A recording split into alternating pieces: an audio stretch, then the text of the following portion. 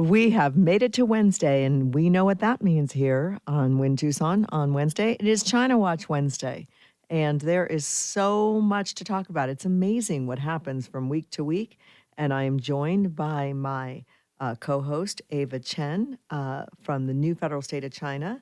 And Ava, welcome back, and quite the world peace talks going on. But I noticed that China was not anywhere in those talks. They weren't at the table. So I thought maybe we could start there today to say, what did you see? What did you hear? And how does it affect what we always talk about each week? Yeah, absolutely. Hi, everyone, and glad to be here on Wednesday. On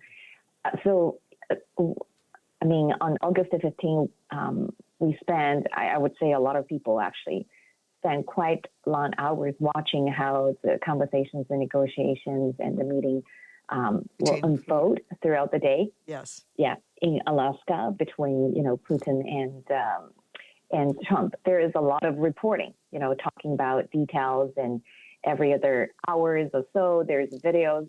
And I was focused on Getter as I was following news on Getter and pretty much being briefed on every step of the events on that day, and put it in a very kind of a succinct in a succinct way. I think that meeting is so consequential in a way that we may not be fully appreciate today. But if we wait until maybe, I would say, a year or two, or maybe even shorter than that, when we come back to this day and we kind of understand what the United States is doing and what the Trump administration, the significance America, of the meeting last Friday. Exactly, especially at the brink of the World War III, right? A lot of people talking about, okay, yeah, World War III is gonna happen. Xi Jinping is gonna, kick off give the green light on Taiwan, and then the regional conflict is up. And so a lot of people are already predicting that. But I think what Trump has demonstrated on August the 15th is America is still in charge. And from the arrangements about, how Putin landed, how Putin walked, the security arrangement in terms of the reciprocal arrangement. I don't know whether you know about that, the talk about how hard that the Secret Services of the United States finding accommodation in Alaska, in Anchorage. The weeks before that event's happening, people were scrambling, looking for accommodations. And when they're looking at the security arrangements, because the meeting was held in a military base, right, a U.S. military base on the U.S. side. So they have to talk about how the Russian counterparts of the Secret Service is going to arrange their security for Putin. So they kind of resort to a reciprocal arrangement. If President Trump has 10 guards, then Russia would have 10 guards. If President Trump has the guards has this kind of a weapons, they would have the similar weapons. So every single thing was kind of based on the reciprocal value of equal. Okay, so I think by doing that alone, it's already sending a huge message to how President Trump want to leave the world to see, and particularly they want to leave the impression to Putin. And by no means, inviting Putin sitting in his limousine, presidential limousine, the beast, is unprecedented. If you paid attention to many, influencers, independent media, a lot of people talk about that. That gesture alone is unexpected because, lack of better words, Putin and Russia has been outcasted by the West for decades.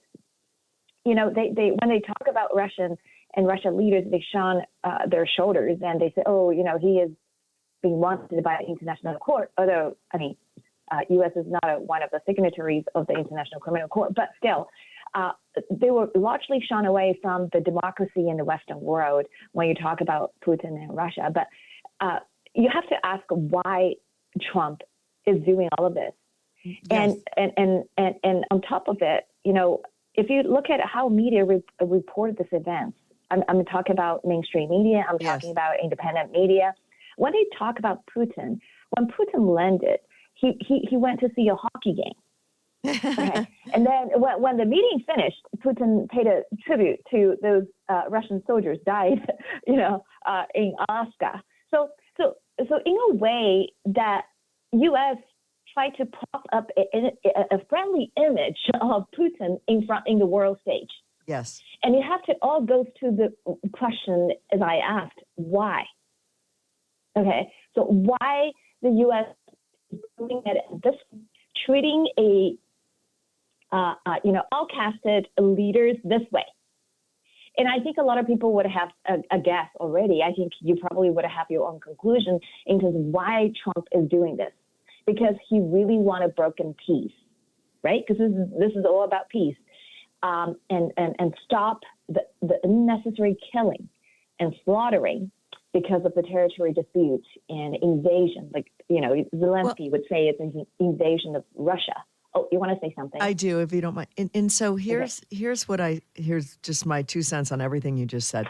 Um, I believe that the he President Trump is masterful when it comes to bringing people together. And if this one works, if Mm-hmm. Ukraine and Russia, they've been at war for 3 years. If he can bring, if Putin and Zelensky can sit down in a room with President Trump and they emerge and they can have peace. And what I saw and heard in the Zelensky meeting after the Putin meeting was the world leaders, the European and Zelensky, Mm-hmm. all wanting and saying that they wanted to have peace. And I think that the way that President Trump does that, he he fed Putin's ego. He was respectful. He treated him as a Mm-hmm. world leader of Russia, which he is. Mm-hmm. I thought the show of the military force overhead was impressive, but it set the stage for. And I didn't realize President Trump was so much taller than Putin. I think that was, just, and he wasn't standing on a box.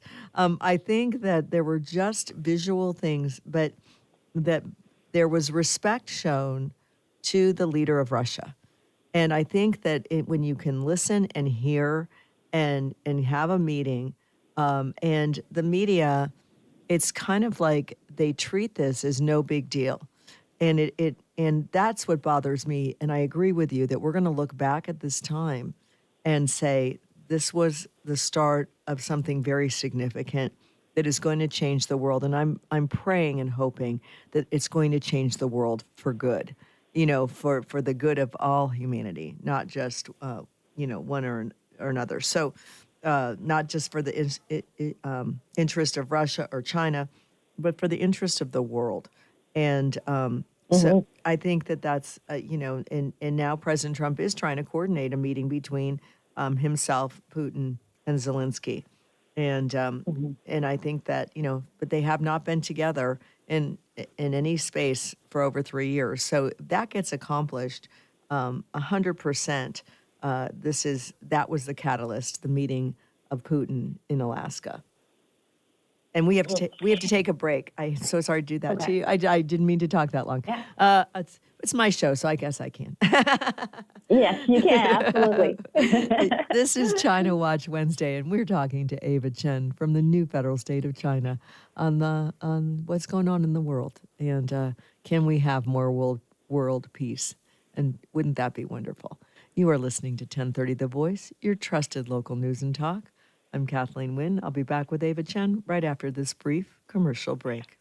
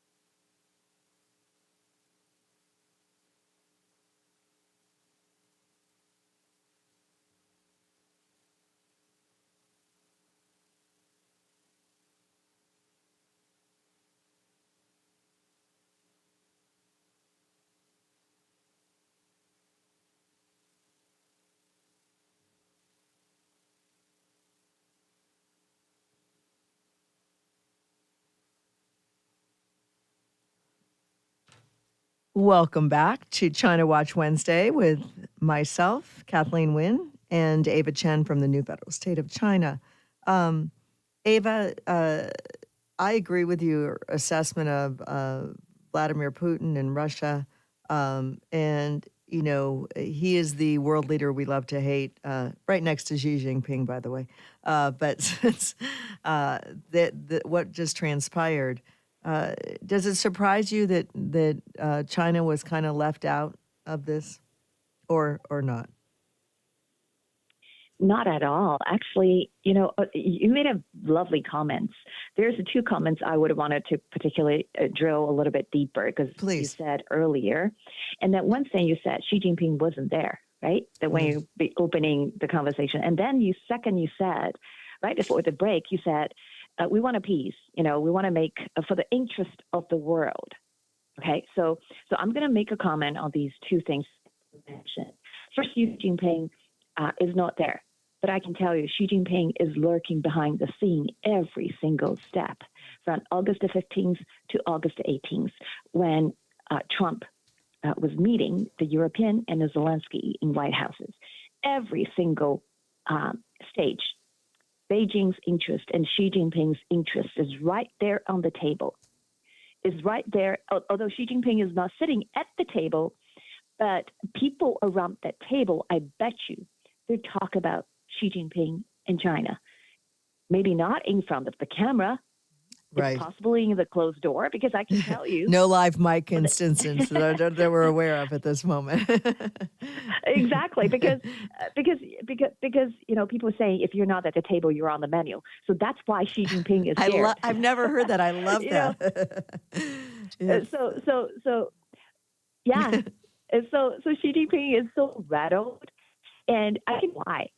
And there's no doubt, like if you look at the mainstream media or whatever independent news media talking about Ukraine, I mean, if you look at the past, particularly from earlier this year, maybe March, April, Ukraine's attitude towards the CCP is increasingly frustrated, if I could use that words.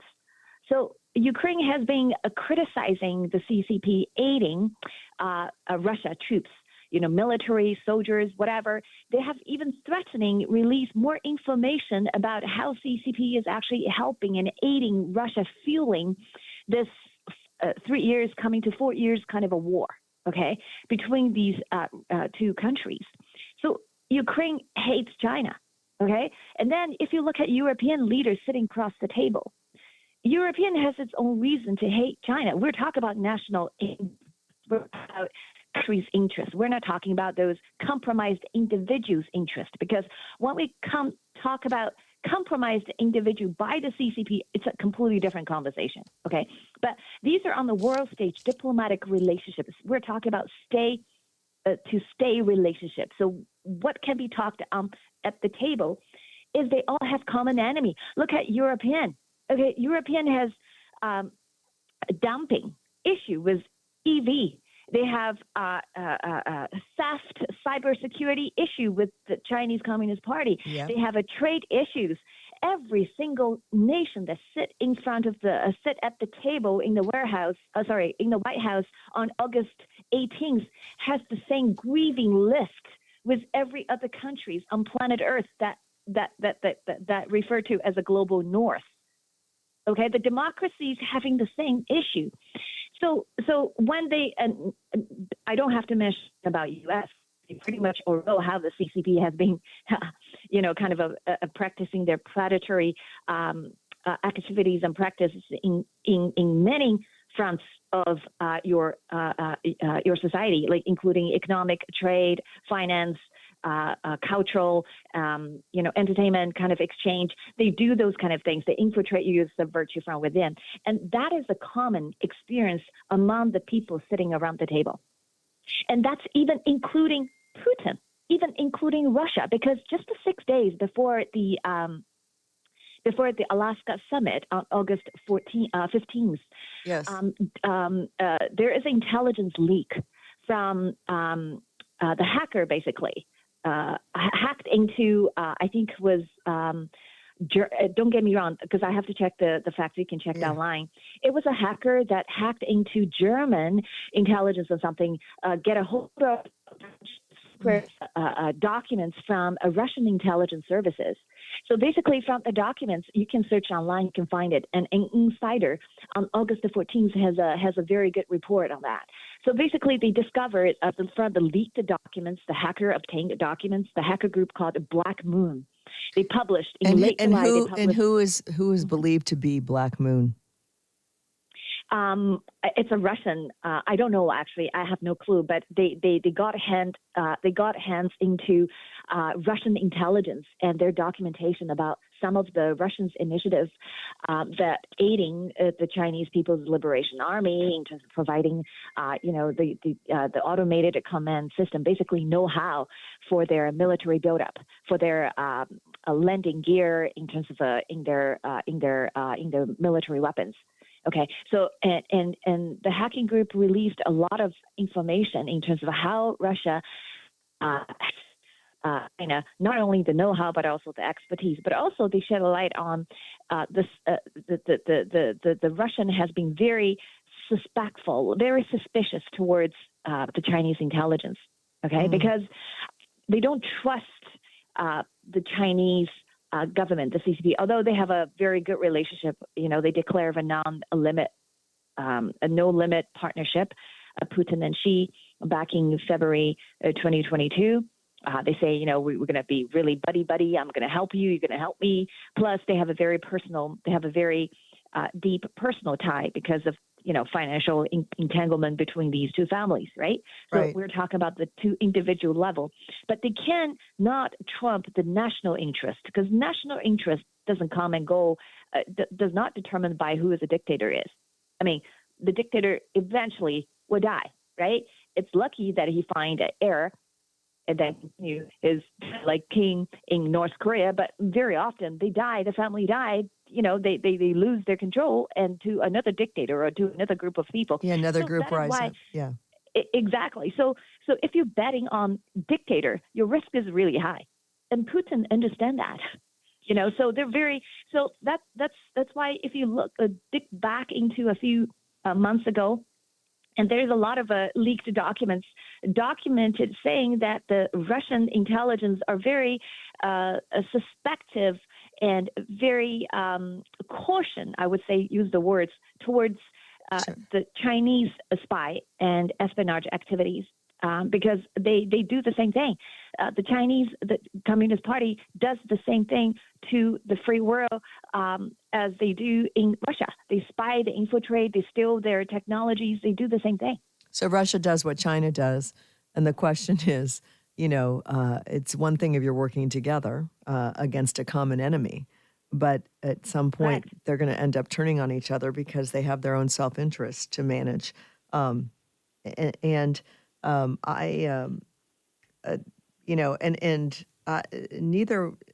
I don't know. I don't find Xi Jinping trustworthy. I don't really find Vladimir Putin trustworthy. But right now, for the interest of the world, President Trump understands that, he needs to bring them together. He needs to bring Zelensky and Putin together. And he said he'll do whatever he has to do, saying he has to show some flexibility. And it's hard when you're the mediator, right? Because we've invested on the Ukraine side of the table for this. Now that this preceded President Trump, and I think he's been more even-handed since he's come in as president. But you have to understand that if you're Putin, and you see the shift in the leadership in the United States, and you see what Trump is doing, he's got to. I think he came to the table because he respects Donald Trump, and he respects where the country, the United States, is right now, and he understands it's not where it was just 10 months ago, right?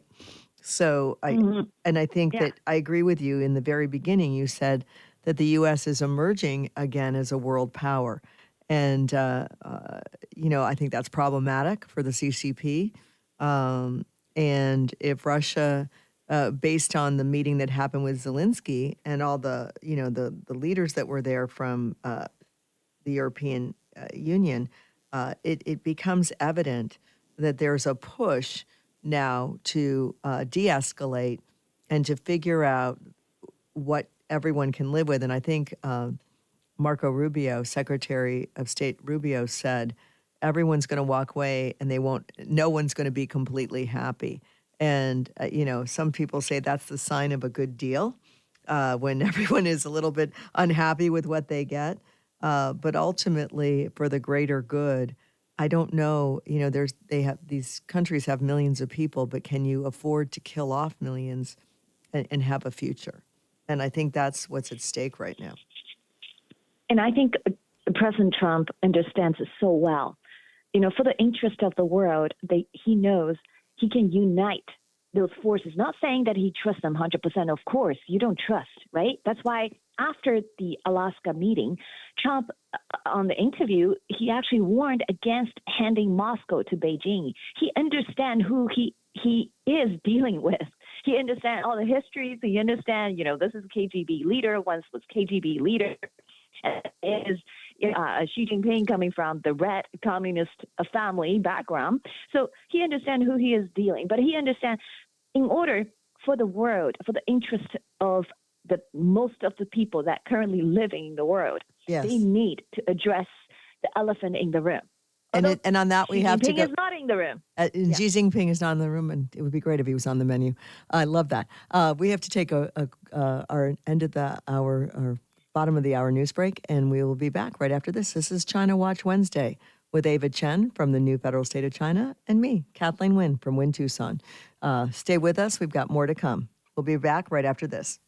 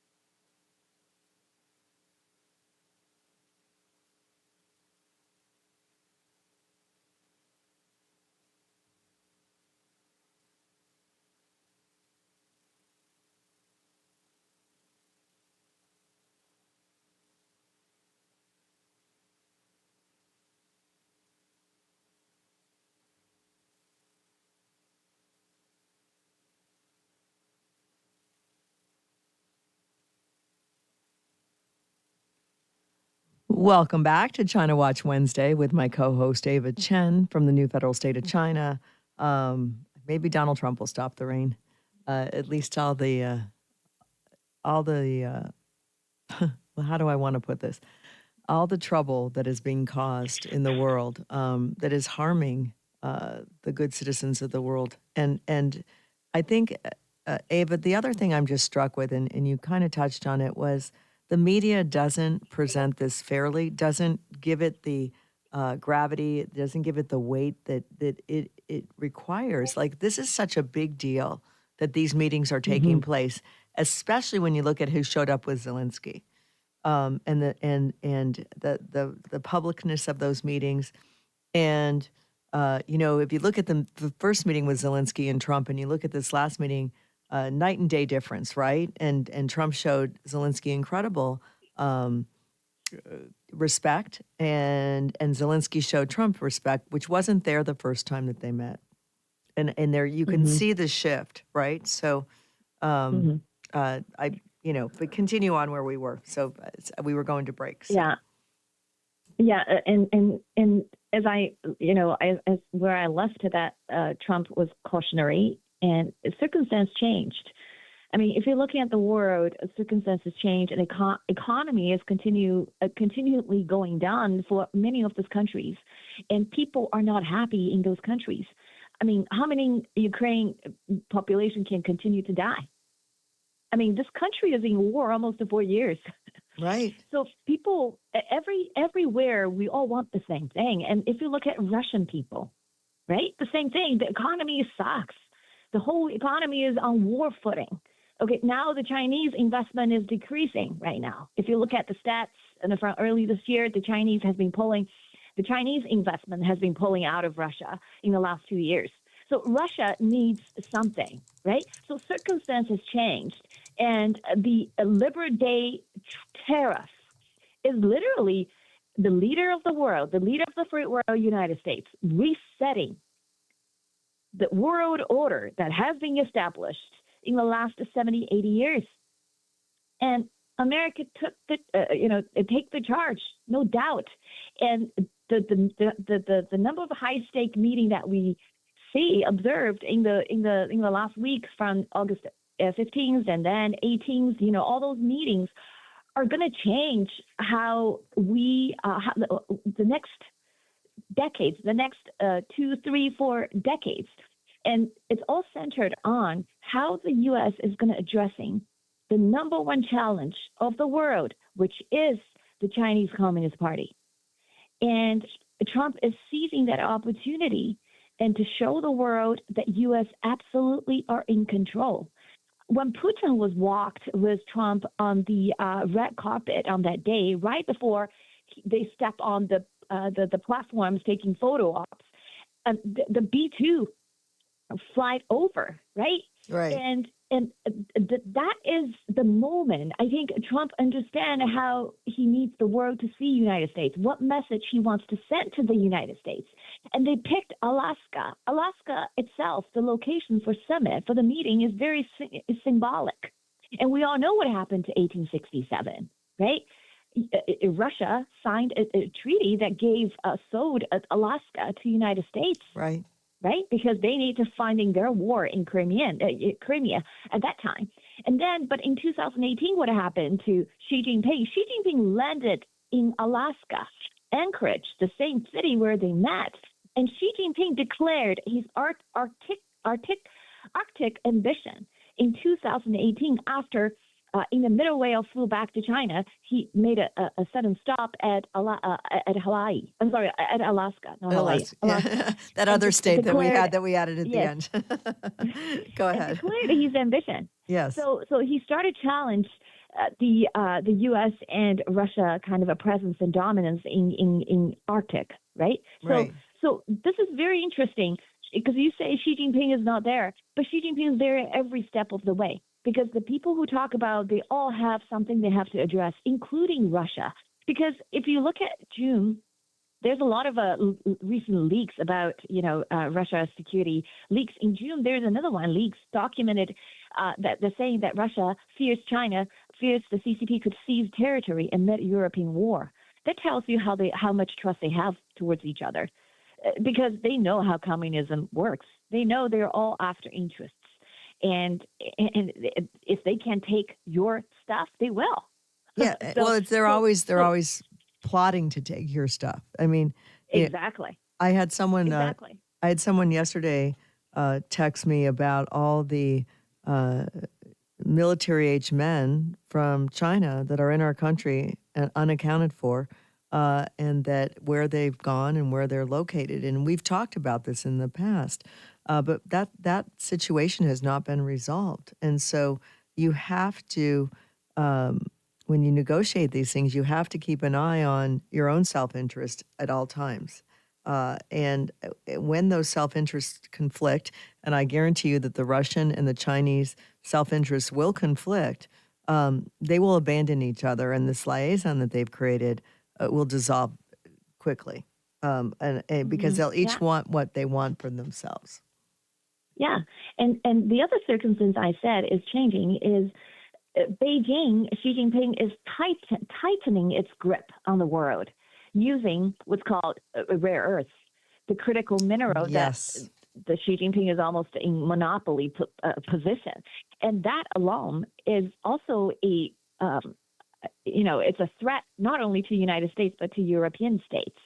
So this is why a few days ago, all those people that was set with President Trump in White House, the European nations declaring that they might boycott going to the September 3rd parade because Putin is going to attend that September 3rd parade in China. Right, so they're starting media report already saying the European nations are thinking boycotting that event by not going. So now you see, because of the belligerent stance that the CCP has been taking, it's inadvertently pushing all those allies together. Pushing U.S. ally together, pushing Ukraine, and now Putin is seemingly as a willing player, and he might be scouting in terms of what he can get from the free world, because he has been long outcasted and now be reintroduced into possibly the democracies, the free world, that he stands to gain quite a bit that he might not get from the CCP, which is going down. The ship is sinking, and Yeah. now the investments receding, and Putin has internal issues, political rivalries, and they have people's dissent and economy issues, and all of things coming together. He has a choice to ending the war and get what he can get and walk away and shaking hands with the rest of the free world and Yeah. be welcomed maybe possibly one day into NATO. I don't know. Back in late 1997, they were talking about having Russia joining NATO. Who knows? Well, but overnight, it's funny you mentioned that. Overnight, he escalated. He provoked NATO because I don't know if you even saw this. He sent some warplanes hit near the Romanian border in Ukraine, and so overnight, I just got this while we were talking. A drone attack in Ukraine, less than a mile from the NATO borderline. So it's kind of like he's just reminding people he's there. And I think that Putin's not going to go quietly into this. He's not. He's not going to be a willing participant. But I do agree with you that he's got so much at stake, and the sanctions that the tariffs, not sanctions, the tariffs that President Trump put on India have had an effect because of the oil and everything that they're buying. And if he cripples the Russian economy, they're already Yeah, suffering. But so Trump he's surgically, really, he's surgically being strategic about everything he that's does. right. It's Hmm. masterful to watch. And I almost am glad that the media kind of gives it a pass. The mainstream media kind of just, no big deal. But what happened was so huge. Hmm. And you have to really be paying attention and to every detail, and you have. And I think that the if you look at what's going on, um, with despite the talks and everything else, Moscow has continued to fight kind of bombing through the air, and so it continues to just say to Ukraine, "We're here, we're here, we're here," and just like Israel and Hamas and the stuff that's going on in Gaza, there is a peace agreement, but sometimes either side acts badly, and I think until he can get them to come in alignment, uh, Ukraine and Russia, you're going to continue to see them continuing to do whatever they're doing until that agreement is struck. They're going to keep. It's like kind of like kids that are Hmm. fighting. They're gonna, he looked at me funny or Hmm. whatever it is. Uh, they're gonna keep fighting until there's finally that enough, right? Go to your corners, Hmm. stop. We're not quite there Yeah. yet, but I think Donald Trump is trying to set the stage and set the table. Ava, we got to take a quick break, and we come back. We'll go there. Can you stay after the hour because there's so much more stuff, or do you have to go today? I can stay for another 15 minutes. Okay, wonderful. Okay, great. We are talking to Ava Chen from the new federal state of China, and this is China Watch Wednesday, the best place to be, Monday through Friday, 9 to 11. I'm Kathleen Winn on Winn Tucson on 1030 The Voice, your trusted local news and talk. We'll be back right after this.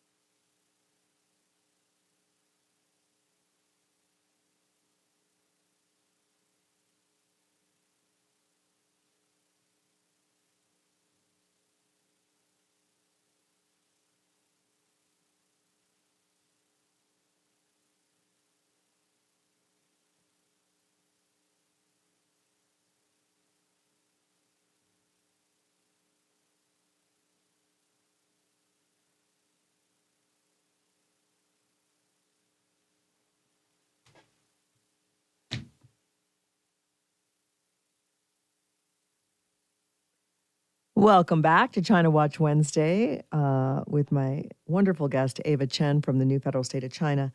Um, Ava, anything else on what we've been talking about, or am I good to shift gears? You tell me. I think although we paid quite attention to what happened at the international stage, but I think a very important thing is to also focusing on domestically, which I see some signs, good signs, that signaling something is going to happen, especially on holding the Chinese Communist Party accountable on the bioweapon that was released, 4 or 5 years ago in 2019. Yes. So this is important. And also, just yesterday, I believe 2 days ago, the Select Committee on the CCP, Chairman Mulinar had urged local state leaders to end their ties with the Chinese Communist Party front groups. So more and more of those conversations have been brought up. And also there are other people urging that the U.S. government, the Trump administration, should basically root out all those secret police stations, just like the one they they dug out in 2023, April 17th. There are a lot of other secret police stations that hosted in other communities and in other cities and states.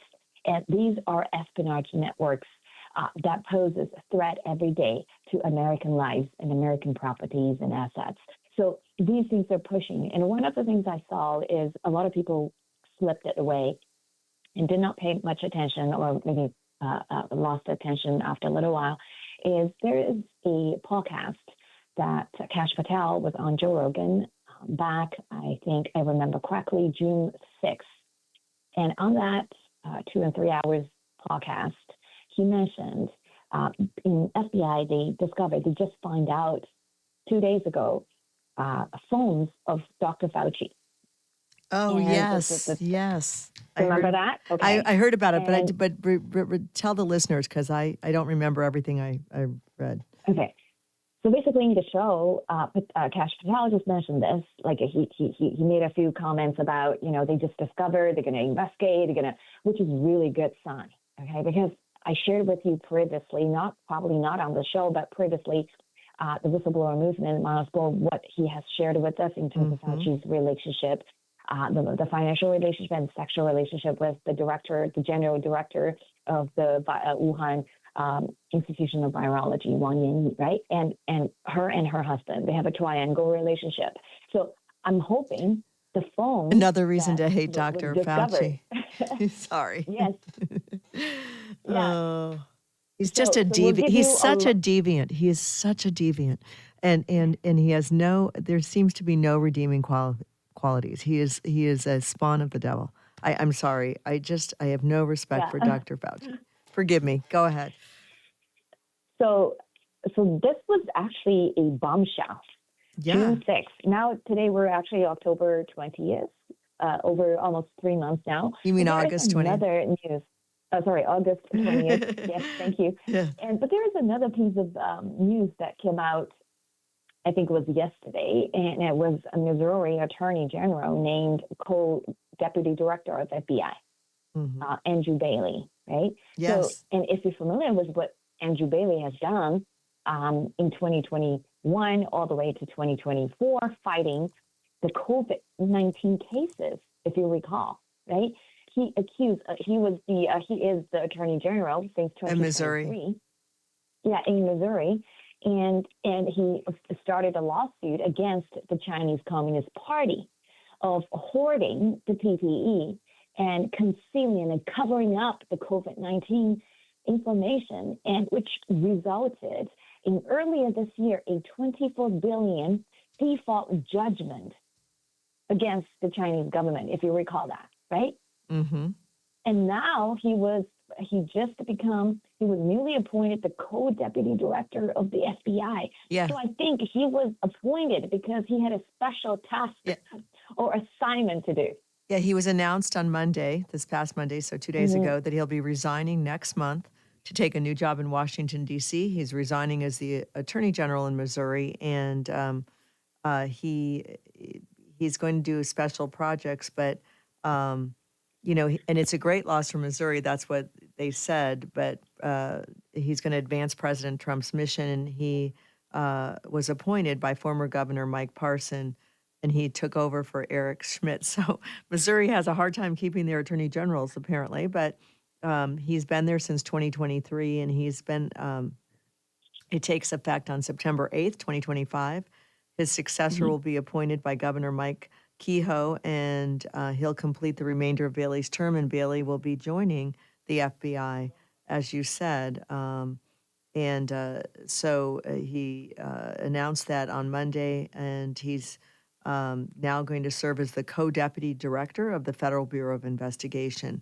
And he also said he was deeply grateful to President Trump and the U.S. Attorney General Pam Bondi for the privilege to join their stated mission to make America safe again. So I think Trump is assembling an incredible legal team, and they are leaving no stone unturned, back to Kash Patel. So So I think there's something coming.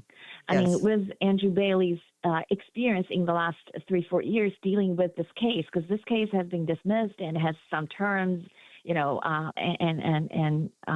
he managed to close it with a positive outcome for residents in Missouri. So I think if you put these two pieces of information together, I think FBI is onto Dr. Fauci and those insights that Mr. Bailey has accumulated. It will be, will come to a fruition, I think, very soon. And this is a card that Trump absolutely has, which is holding the CCP accountable. And if there is enough evidence, if there is enough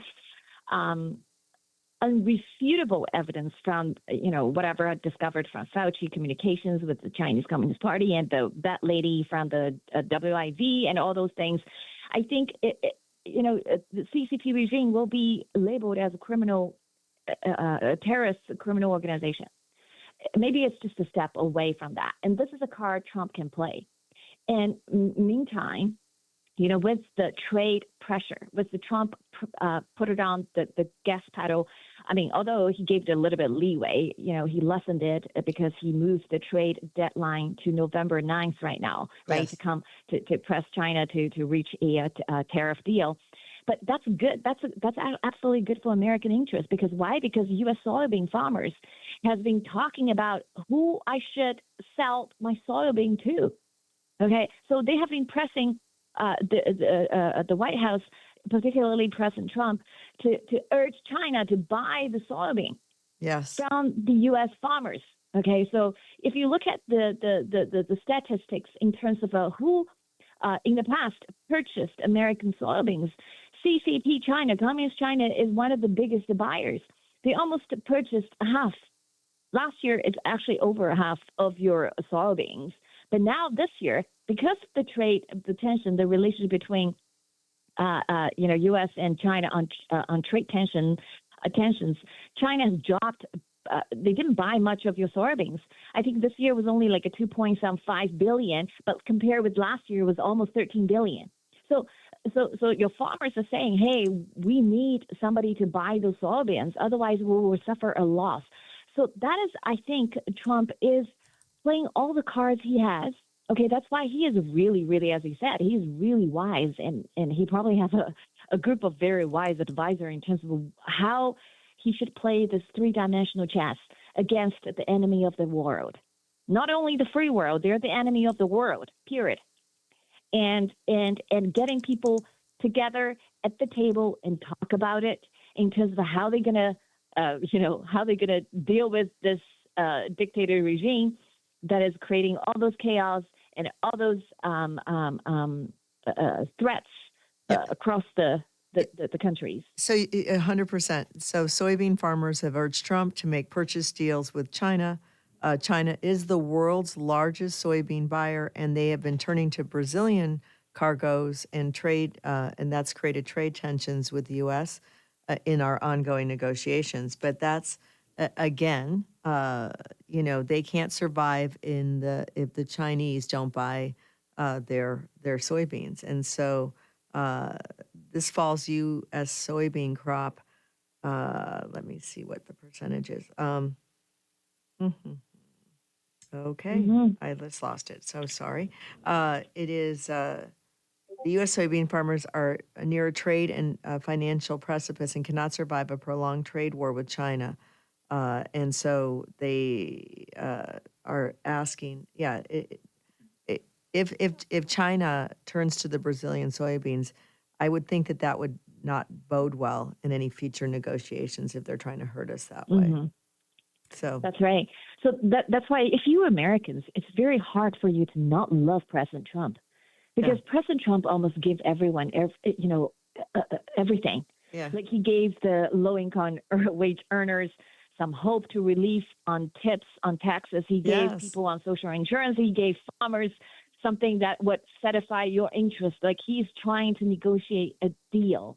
And in a very, very difficult situation, meantime, he has a moral obligation to save the world, from criminals and terrorists. Look at fentanyl Look at the CCP's biochemical warfare. So everything has to pushing. And don't forget, the enemies are not sitting there waiting for you to catch them.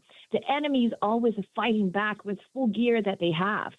Yeah. So this is the war. That is why I think for Americans to appreciate and to understand the situation, I think everybody needs to pay attention to what happened on a world stage and as well as what happened at home. And knowing that the CCP is the enemy. They are. Well, And they are. the soybean crop is down 81%. So basically, China has turned their back on our soybean farmers. Correct. That's correct. Yeah. That is why the farmers are saying, hey, you need to help us. Okay, Yeah. otherwise, we're going to have a huge loss. Right. Yeah. And that's not something that Trump wants because midterm is coming. Yeah, And absolutely. he needs the supporter. He needs the voters. Right. And he needs Americans to be united. That's Ava? why he's trying so hard. I got to go to top of the hour break. If I can get you to stay that 15 extra minutes, that'd be great. And we are talking to Ava Chen from the new federal state of China on China Watch Wednesday. We'll be back right after this news break. Thank you.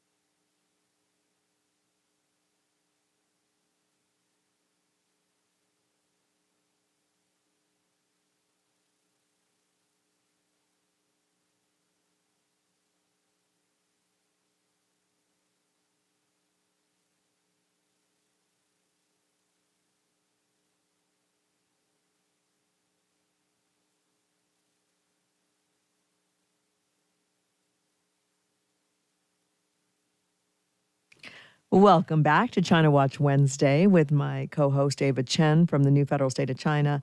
Ava, we could actually stay on for 3 hours. There's so much stuff to talk about. So I know I only have you for a few more minutes. What else before we say goodbye do you think it's important for the listeners to know? There's so much going on. Mm-hmm. President Trump is on fast forward.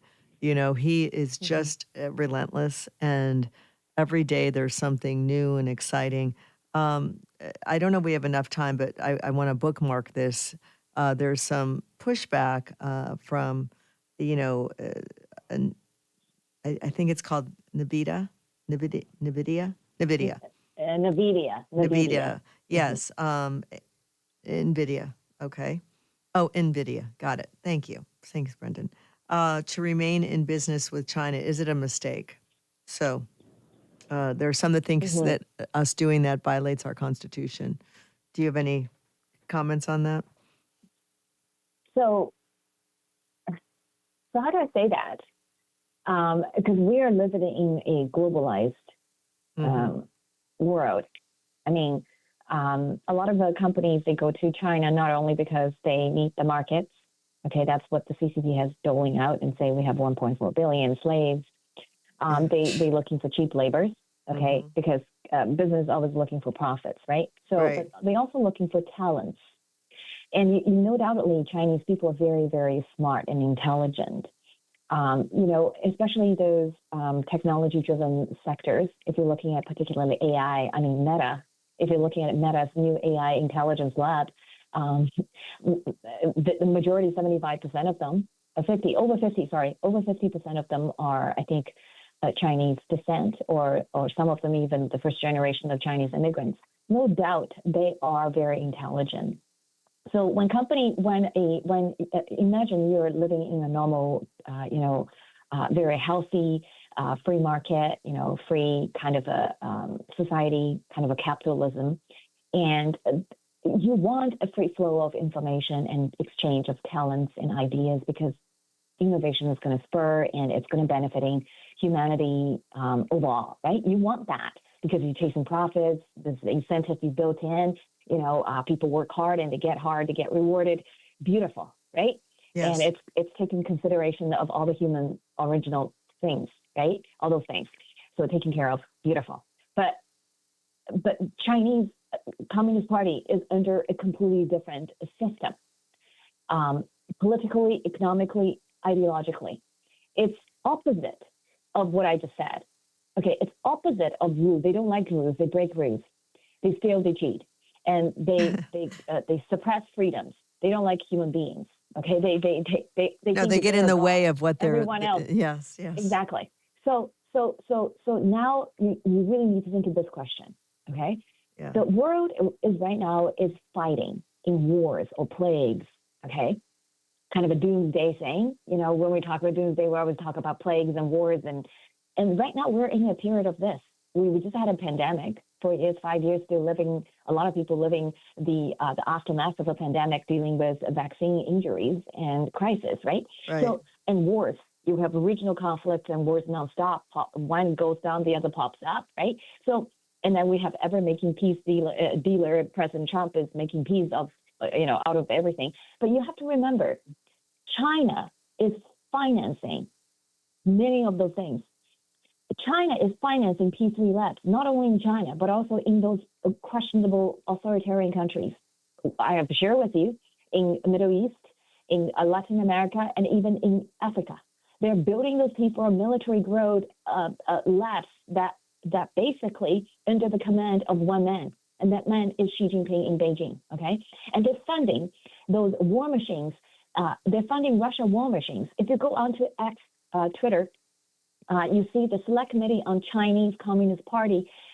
Their last post, one caption, very short caption, is saying China is propping up the Russia war machine, hundreds of billions at a time. And there is a chart. You can tell from 2023, January 1st, up to July 30th, 2025, the CCP has given Russian, through their trade, so-called energy trade, oil, coal, and gas altogether, over close to $220 billion. Guess where did Putin fund the money to fight the Ukraine war and let China. alone last China. almost 4 years? China. China. Okay. Well, So China it all is the goes back to second China. largest economy in the world, right? Isn't- Exactly. Yeah. Exactly. So let me ask you again. So why did China can afford to finding all those, whether it's plagues or whether it's war? Where did China fund the money? Where did the money come from into China? Who gave China the money and technology to do whatever they do? America. That's right. They stole now it. we're coming They in stole it circles. or corrupt. People sold out information. They sold out technologies. They however the co-opting of our leaders, and China is, and they don't play the game the way they don't play by the rules. The rules don't apply to China. China Mm-hmm. is in their own game of global trade and world domination. Mm-hmm. So you see the circle, right? So it is a U.S. and the free world, much of the free world European, but U.S. is the leader of the free world. So you have propped up China to this day. Even your bank still underwriting the IPOs in Hong Kong. We already know Hong Kong is fallen. Hong Kong is no longer a free society after the national security law enacted by the CCP and enforced upon the Hong Kongers, the 8 million Hong Kongers back in June 2020. It's no longer free. But still, the United States treats Hong Kong as if that nothing had happened. Okay, so although there's some laws and some receding privilege, but still, by and large, you're still treating Hong Kong as a free port and giving them the benefit of doubt, and which should be cut off completely. And your bank, your law firms, your accounting firms, your consulting firms are, as of today, still helping. So Nvidia is just one company. There's many companies there. Yeah. Like Tesla's entire Shanghai mega factory was there, and half of the Tesla was producing in Shanghai, China. Well, right? Still as it is today. Yeah, and I think next week we should talk about how the Chinese and the CCP are manipulating their own currency to, harm the world economy. They are trying to cripple the world economy by playing games with their currency. I think it's worth talking. So the best way, we absolutely can talk about that. So the best way to the world. I mean, we wanted to preserve the interests of all parties. I mean, the national interest of America, the European people living, all those sovereign states. The best, easiest way is to topple the regime, because China is not going anywhere. Right. The Chinese people are not going to go anywhere. The technologies and everything, the ingenuity of the people and the innovation, the ability and the yearning for freedom is not going anywhere. So the best way is to take down the topple of the Chinese Communist regime and make peace. China would make peace with the world, because the Chinese people are peace-loving and hardworking people. So that's the only thing that stands between the good, the good interest of the upholding the good interest of the world. For now, is the Chinese Communist Party. That's the only thing that stands in between these two things: peace and prosperity. And now is the CCP, and it's when I say CCP, it's basically Xi Jinping, because right now he's the dictatorship, and he's planning the September 3rd military parade to handing the torch to his daughter. His daughter is scheduled to appear first time politically on Tiananmen Square and signaling the world that the Xi dynasty is officially here. It's so symbolic, right? That they're going to do it there. The place where there was such mass murder and such horrific things, that they would stand in that spot to show that they are world power and world dominating. It's disgusting, actually, if you think about it. So, Ava, we have come to the end of our time. I always love these shows, and I love this conversation. Ava Chen from the New Federal State of China. We will have another China Watch Wednesday next Wednesday. There's no shortage of things that are going on in the world. And we just keep praying for President Trump as he tries to right the wrongs in the world and and he seems to be doing a good job, even if the mainstream media doesn't seem to notice. I think they notice, they just don't talk about it. Uh, so, Ava, thank you as always. We appreciate you. Yeah, thank you very much. And see you next Wednesday. All right, absolutely.